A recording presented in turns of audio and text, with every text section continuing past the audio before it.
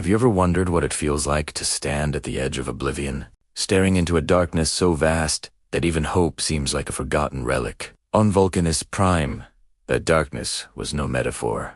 The planet burned beneath the unrelenting furnaces of the Adeptus Mechanicus, a world where iron and fire ruled more absolutely than any law or creed. The air was thick with the smell of molten metal and scorched stone, carrying whispers of a corruption older than memory. Magos Faras, a tech priest, whose faith in the machine god was absolute, walked the halls of the manufactorum with a purpose he barely understood, guided by whispers in the sacred language of the machine spirits. But even his augmetic implants, tuned to detect the faintest anomaly in the gears of creation, could not prepare him for what he would find. Deep in the bowels of the forge world, hidden beneath layers of reinforced plating and centuries of industrial machinery, Varus discovered a chamber that should not exist. Its walls were etched with runes older than the Emperor's Imperium, runes that pulsed faintly as if alive. At its center lay a cog-shaped artifact, thrumming with energy that felt wrong.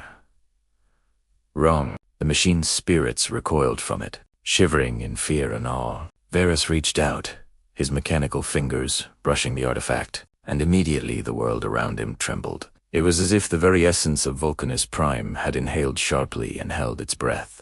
A voice, sibilant and insidious, slithered through his mind.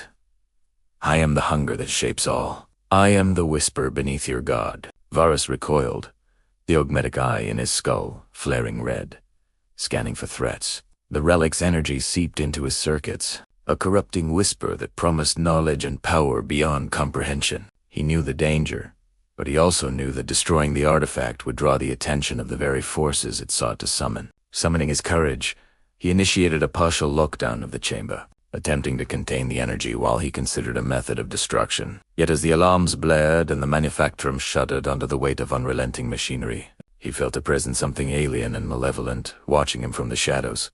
It emerged then, a figure wrapped in black and gold robes, eyes glowing with warp-tainted fire. Malikar, the Veiled, a sorcerer of chaos whose name was whispered in fear across countless star systems, had arrived. He did not speak immediately. He merely watched, a predator savoring the moment before striking. Varus raised his electrostaff, the air around it crackling with sacred energy. But he knew that brute force alone could not defeat this. Malikar's laughter, soft and melodic, echoed through the chamber, carrying a promise of damnation. "You cannot destroy what already hungers within you," he whispered. Sparks of energy collided with an invisible barrier, shaking the chamber violently. While Varus fought, for his very soul, far above the surface of Vulcanus Prime, the skies over Catheris were being torn apart.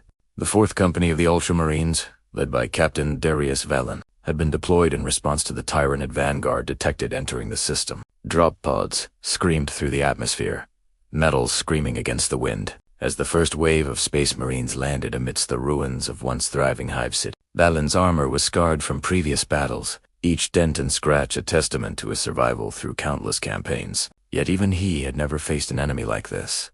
Tyranid bioforms poured from the planet's surface, a living tide of claws, teeth, and psychic hunger, moving with terrifying coordination as if guided by a single mind that thought only of consumption.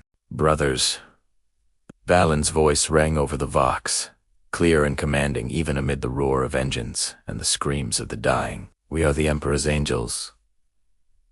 We do not retreat. We do not falter. Today, Caltheris will endure, and we will ensure that humanity survives." Bolters flared, cutting through the alien tide. Plasma rounds turned Tyranid flesh to ash, while chainswords tore limbs apart. Each Space Marine was a predator among prey, their training and gene-enhanced reflexes allowing them to strike with the precision of death incarnate. But even with such discipline, the swarm seemed endless. For every Tyranid that fell, 2 more took its place. The streets were a nightmare of fire and ruin. Hive structures, once teeming with civilian life, had become grotesque war zones. Buildings crumbled under bombardment. Fires turned air to smoke thick enough to choke. And amidst it all, the alien monsters continued their relentless advance.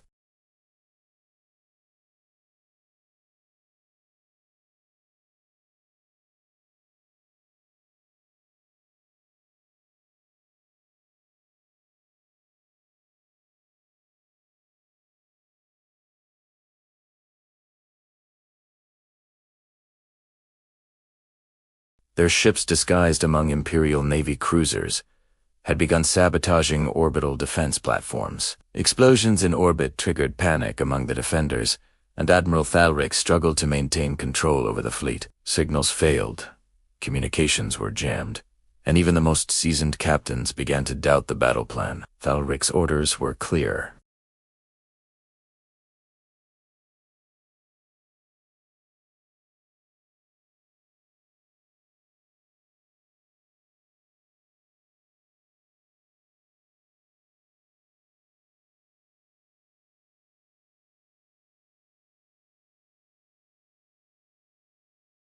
And war machines came alive with corrupted intelligence, attacking friend and foe alike. Sparks of fire cascaded across the floors as Varys fought both Malachar and the machines themselves, relying on a mixture of faith, calculation, and sheer will. Each strike he delivered was met with a counter, not merely physical but psychic.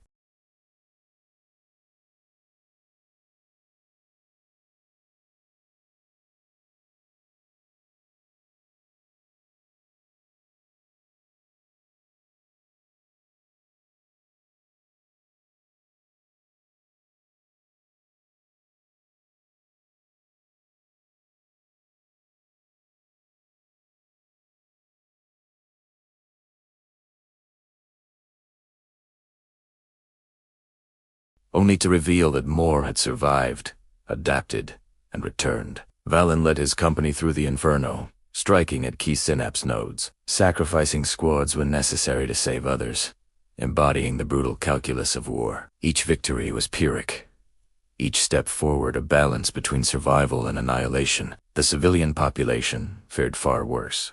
Those unable to escape were harvested, used as hosts for alien incubation, or killed outright. In the cathedral that had once been the heart of Keltharis' spiritual life, a squad of ultramarines discovered a chamber where larvae writhed within the bodies of the innocent. Sergeant Lucan fired indiscriminately, tears streaming down his face behind his helmet visor. His faith in the Emperor carrying him through the horror. The stench of death, blood, and alien ichor hung in the air, yet the Marines pressed on, each step taken with grim determination. And through it all, the question lingered in the minds of every soldier, every tech priest, every survivor. How could the Imperium endure against foes that were both endless and everywhere, against a darkness that whispered promises of power while threatening annihilation? The answer was not clear, and perhaps it never would be.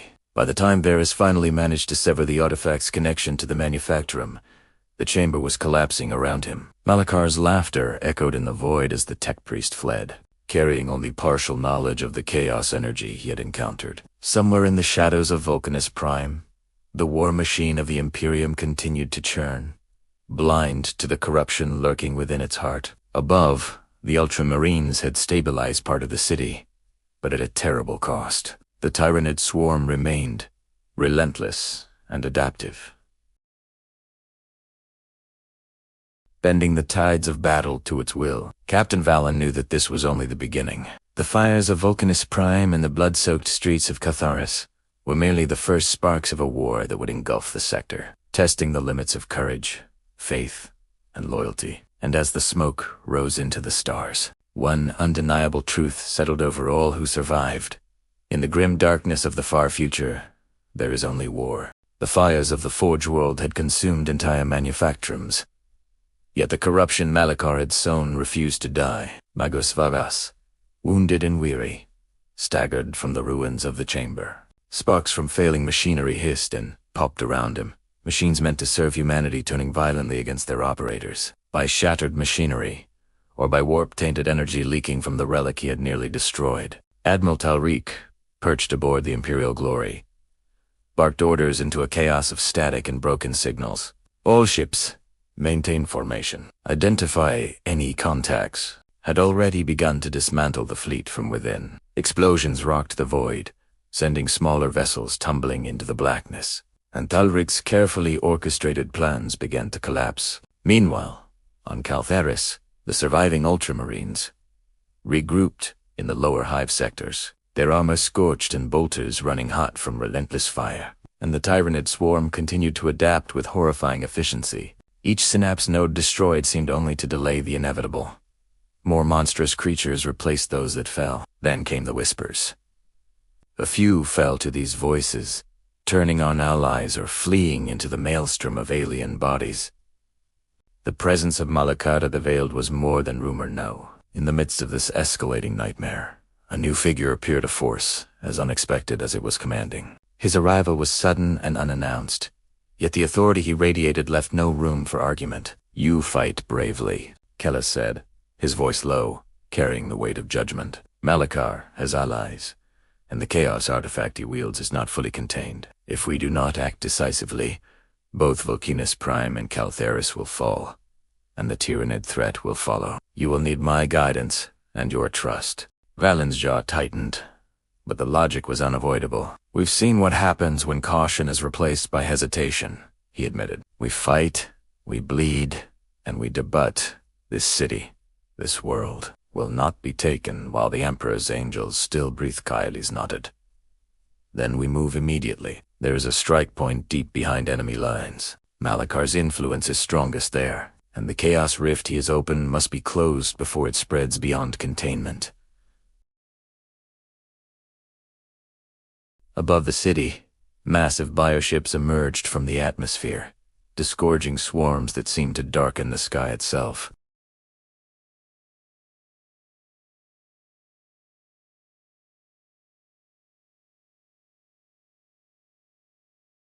The streets of Caltheris became rivers of blood and fire, where Marines, militia, and trapped civilians fought side by side against an adaptive and merciless foe. Each corner turned, each corridor navigated, was a calculated risk. One misstep could mean annihilation.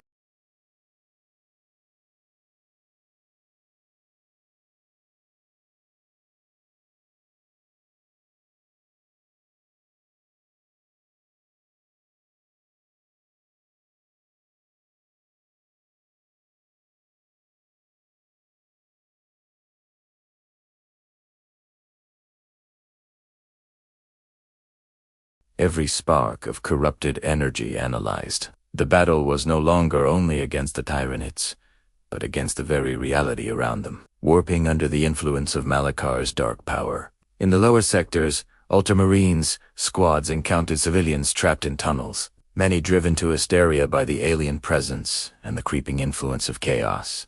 Sergeant Lucan fought tirelessly to shield the innocents, though each engagement cost more of his squad. A towering Carnifex, its carapace, bristling with bone and kite, burst from the shadows, crushing structures and charging toward the civilians. Bolter fire tore through its armored flesh, yet the monster adapted quickly, shrugging off attacks that would have destroyed lesser creatures. Lucan fell back with the civilians. At the same time, Magos Varus confronted remnants of the Alpha Legion's sabotage team on the surface, their stealth and deceit complicating every move.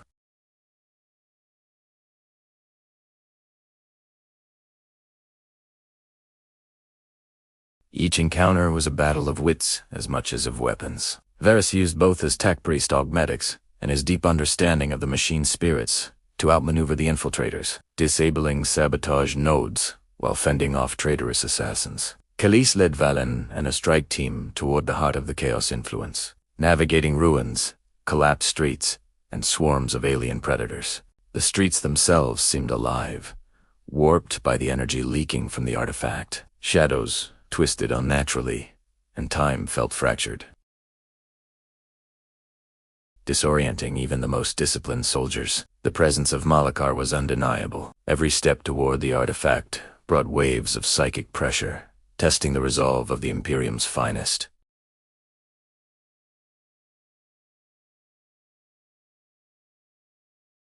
Now a cratered expanse of ash, molten metal, and alien growths. At its center, the chaos artifact pulsed, feeding on the warp energies leaking from Malakar's partially stabilized rift.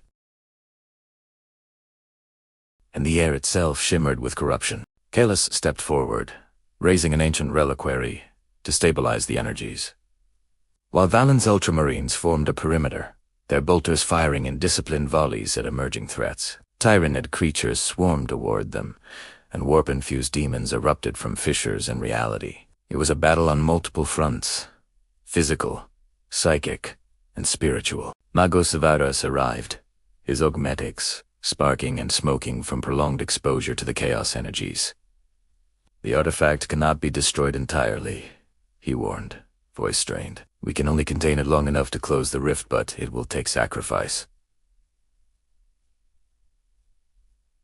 Someone must remain behind to channel the energy." Balin's gaze met Khaleesi's. Neither flinched, yet both understood the gravity. The fate of not just Caltheris, but the entire sector, hung in the balance. Around them, the world burned and bled, but the Imperium's finest prepared for a confrontation that would decide the outcome of this terrible siege. And through the chaos and fire, one undeniable truth became clear: betrayal, corruption, and alien hunger had come together in a crucible of death, and only the iron will of the Emperor's champions could hope to survive. What does victory even mean when the ground beneath your feet is already damned, and survival itself feels like a betrayal of those who have fallen? As the warp rift above Catharis widened, that question haunted every soul still breathing on the dying world. The sky burned with unnatural colors, torn open by energies that did not belong to this reality. Lightning crackled sideways through the air, time stuttered, and shadows moved with a will of their own.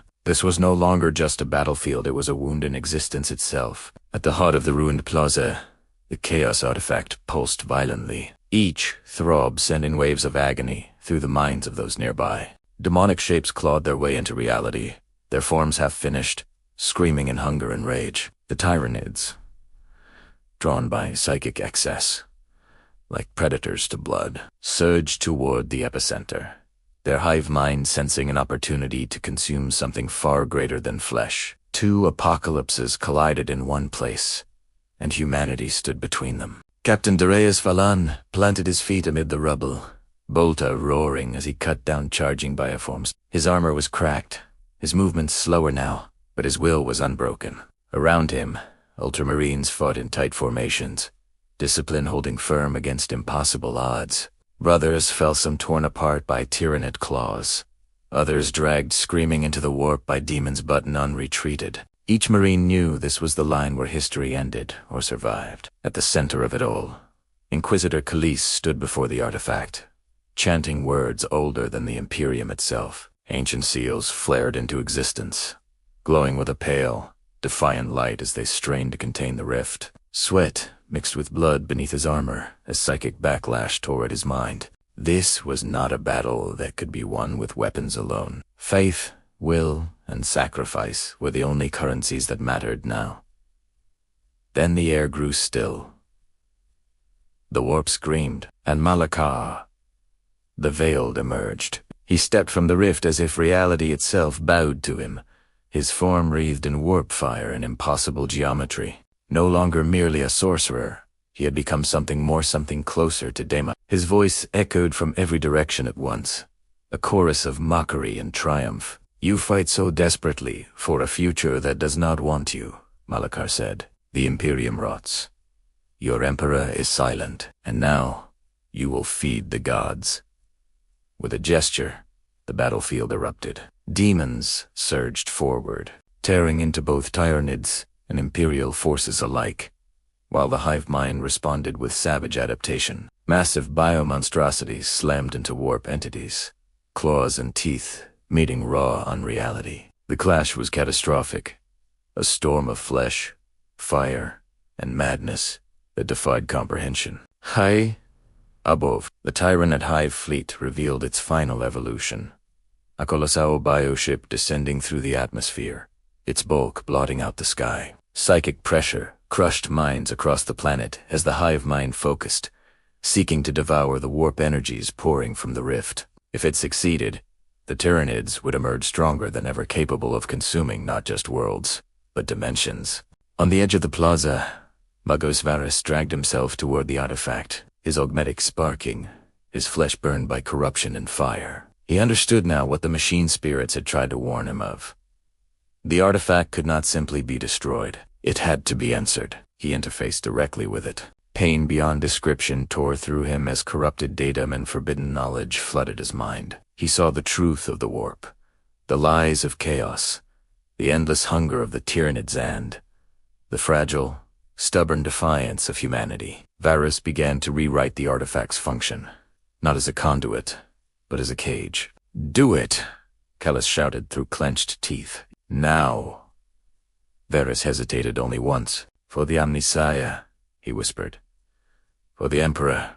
He overloaded his own augmetics, channeling his life force, his mind, and his faith into the artifact.